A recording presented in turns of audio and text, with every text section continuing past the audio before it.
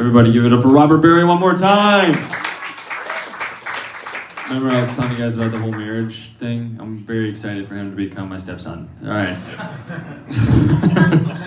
Sometimes a chuckle fucker turns into a chuckle lover.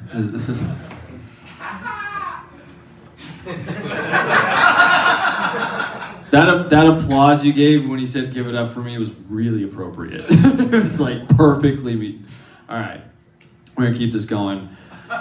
Coming up next, you know her, your lover. You're here to see her. 50% of you are here to see her. The other 50% of you are gonna fucking love her, everybody. Everybody, I want you to make it up, give it up for Crystal Lambert.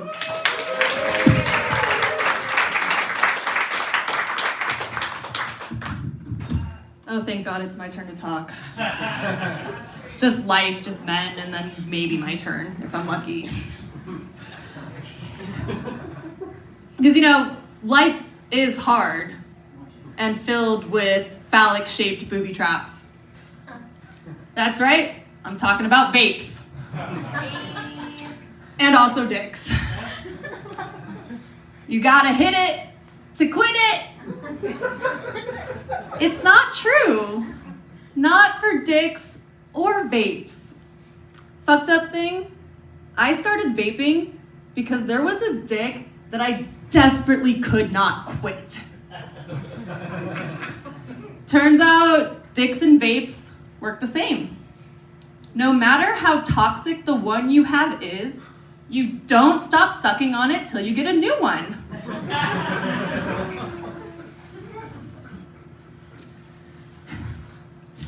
I'm a different person after COVID.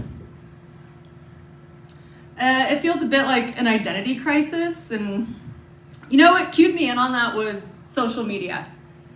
Not what I was posting or who I was following, but the inconsistency with ads. Instagram, it's all festival clothing. Shimmery, shiny, patches of cloth held together by dental floss. Sometimes it's full spandex bodysuits with strategic cut holes. There's feathers, there's lights. I want it all. YouTube, on the other hand, just keeps showing me the same ad for a device that helps you open jars. Two very different ends of the single lady spectrum. Joke's on YouTube though. I do too much cocaine to need to eat.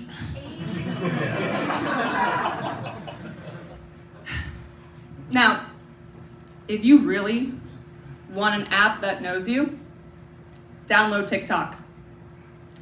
That algorithm is powerful. It knows things about you you wouldn't tell anyone, not your mom, not your best friend, not your therapist. You can hide from yourself, but you can't hide from TikTok. TikTok knows. TikTok knows your toxic kinks.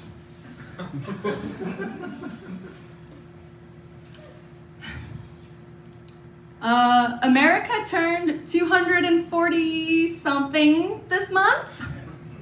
Yeah. Did anybody do something fun for the 4th of July? Anyone? What did you do for the 4th of July? Backpacking.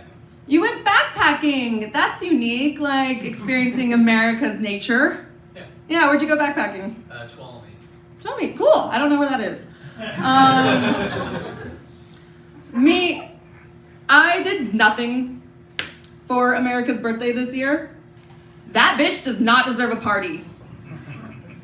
No. I cannot celebrate a country in which I get pregnant, am forced to give birth, then take it home where it learns to walk and talk, and I get all attached to it, just so that I can send it to school where it's gonna get shot. It's a waste of fucking energy.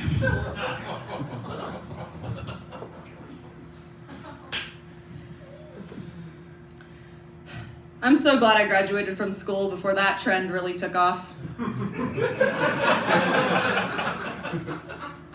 But just like trends on TikTok, just because they start in school doesn't mean they're gonna stay there. I have a story for y'all. It's 100% true. I know comedians say that a lot, but I mean it. Just a couple weeks ago, I was on my Vespa, parking it in front of my rock climbing gym. Killed the motor, pulled off my helmet, and that's when I could hear some yelling across the street. And there was a white lady and a Mexican man in a very aggressive argument.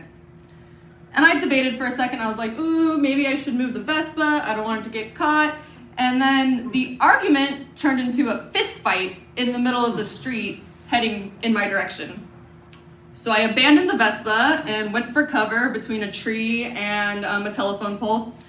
And I looked back over to see the carnage, but also to be a good person, make sure everyone's okay. And that's when that white bitch pulled out a gun and shot it. Bet y'all didn't see that coming. Hashtag gender representation. So I booked it into the gym, ducked behind a counter, and yelled, "Someone is shooting a fucking gun!" And then watched as everyone else in the gym walked towards the windows.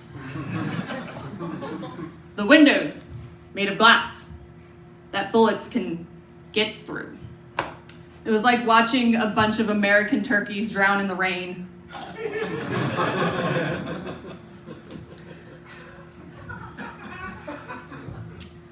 I was telling that story later to a friend, and his reaction was, "Oh, was that your first shooting?"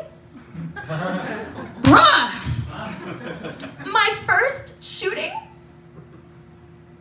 That's how desensitized to guns we are here. One of his multiple stories included the words, "And a bullet grazed a baby." That's why I continued to work in tech. Computers always have trouble shooting.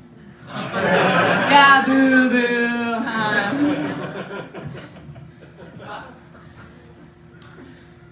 Later that same day, I had a different friend call me up and ask me for a favor.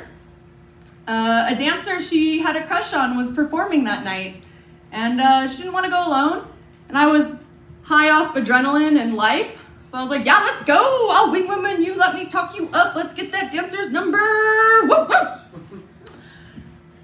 I was not told that this was an exotic dancer, which is fine. I'm down. Like, I'm cool with it. But I suddenly found myself watching this exotic dancer lick whipped cream off another exotic dancer's titties, while a third exotic dancer squirted them with a water gun.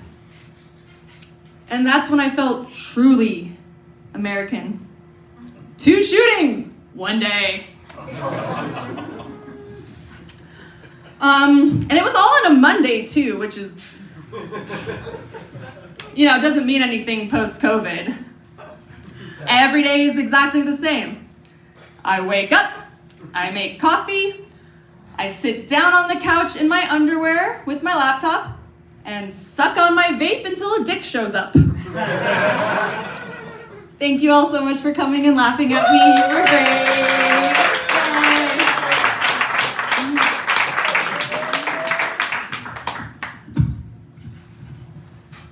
Give it up for Crystal Lambert one more time, everybody. You guys have been an amazing audience. We have just 2 comics left.